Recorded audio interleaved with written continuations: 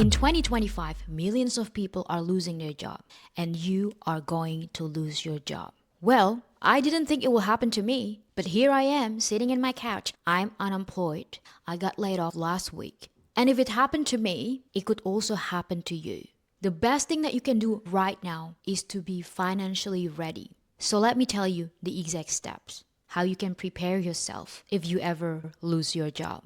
Hi everyone, I'm Liv, I'm 27, I'm unemployed. I got laid off from my full-time job in architecture firm that I worked there for almost full 4 years. I'm in a good financial position to take 3 months off, and I don't want to work. I don't want to go back to a corporate job. The thing is, not many people are in this comfortable situation because simply they are not financially ready. So on today's episode, if you still have a job, we are going to talk about how you can financially prepare yourself. First thing first, if you have any debt, credit card debt, personal loan, car loan, Afterpay, pay off your debt first. Why is it important? Because credit card debt has a very high interest rate. Pay off all your debt first, because when you suddenly lose your job, your debt going to be compounded. It's going to get increased. You don't know when you are going to have your next job. Probably going to take a little bit of time. So first thing first, pay off your debt. After you pay off all of your debt, is saving up your emergency fund. I know it sounds cliche, everyone's talking about it, but you will thank me later if you have savings. Your emergency fund is 3 to 6 months of living cost. It will cover up your primary expense like your rent, your bills, your weekly groceries. And it doesn't have to cover up your shopping, it doesn't have to cover up your investment. So it's just your primary expense. So if something happened to you, suddenly there's a hospital bill that you have to cover up, you can use that money. It's only for emergency fund. And what I usually do is I put all of the saving in a high interest saving account. What I normally do with my emergency saving account is that I open a high interest saving account with 4.8% of interest annually. And how do you know how much money you need for your savings account? The easiest thing is to track down all of your expense. I always track down my expense every month, and I put on in different categories, so I know how much money I spend on my bills. I know how much money I spend on my rent and my groceries and my shopping or my dining out. I track everything out. If you haven't done that, do it first, because now you gotta get a sense of idea how much money that you spend every month, and use that as the baseline of how much money you will need for a month times 3. So that's the emergency funds that you need for 3 months. The first couple of months, I focused myself on saving just for the first 3 months of living costs. That's it. And I was so glad that just a week before I got laid off, I could be able to reach my 3 months of emergency funds. And I hope that I had 6 months of living costs, but what can I do? It is what it is. I only have 3 months. So in the next 3 months, I can be able to just chilling at home, doing more content creation, just trying to figure out my life before applying to get a new job. So it gives you so much freedom and also safety net in case something happened with you, because we don't know. I didn't know that I would get laid off on the day. I literally didn't have time to process my thoughts. I walked into the office on Thursday at 10:30. The CEO, the director, just walked into me and say, "Hey, can you just come into and sit down in a meeting room?" And I was like, okay, maybe this is another project brief, because I work in architecture firm and my role was an architectural graduate. I was thinking that I was going to start a new project. So then I was sitting on the meeting room with other people with different roles, and then the administrator talked to us and said, like, "You guys are being terminated. Today is your last day at work." And I was like, what? Are you freaking kidding me? I've been only work for 2 hours today. Generally speaking, it's still in the morning, and there were 4 of us in the room, and everyone was just looking around. But look, what came into my first mind was like, oh my God, thank God I could be able to use my emergency funds. Imagine if I didn't have saving account, I would be fucked. It was so sudden. I couldn't even have time to process what's happening, and I couldn't be able to go to work anymore. I lost my job. I had to tell my family. I had to clean up my desk and tell everyone at work. It's just so sudden. And but I was so glad I have 3 months of emergency fund.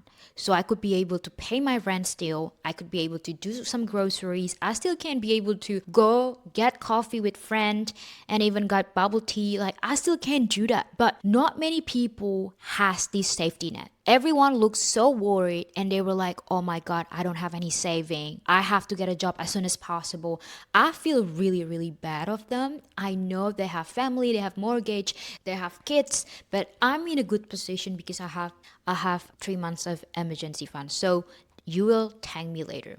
The next one, having multiple side jobs. Don't think that you need side hustles after you get laid off. Think about money, about more money when you are still working in your full-time job. Starting a lot of side hustles, doing a lot of freelance jobs. People say like, where's your work-life balance? Look at me. I lost my main source of income. I could be able to be fine. I could be able to sustain my life being fine after getting laid off because I have a side hustle. I have an interior design business that I built over a year ago on every single weekend. I work every single weekend. I also work after I finish my 9 to 5 job. So now everyone is only have one source of main income.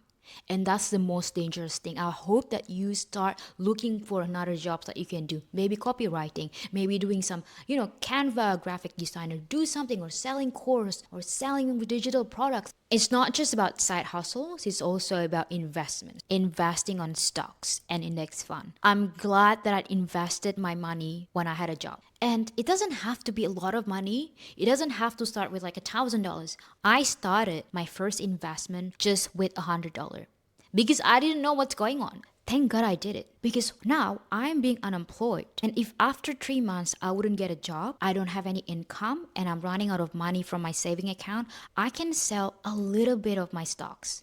It's the passive income that I got from investing. So it's another layer of safety net. I know that it's not ideal because when I first started to invest, my plan was to put my money there for 20 years or 25 years. It's actually for my future, my kids' future. But if something like this happened, I'm fucked. I can use the passive income that I got from investing. So basically, I don't lose any money. The last thing is investing in yourself, learning more things, saying yes to more opportunities. I never regret myself learning more, saying yes to more opportunities. In my previous job, I was working as an architecture graduate, but my boss asked me to create the company's website. They asked me to be the social media manager. I said yes to every opportunity. I wish when I was younger I'd invest more on myself. But because I just had so many excuses and I was focusing on trying to make friends, to be socials, When you say yes to many opportunities, when you learn more things, you're adding values to yourself. Even when it seems very irrelevant in the first place. So I would like you to think that when someone offers you something, be open to it. Maybe it can bring you so much more money than your previous job, just simply because you have one skill set.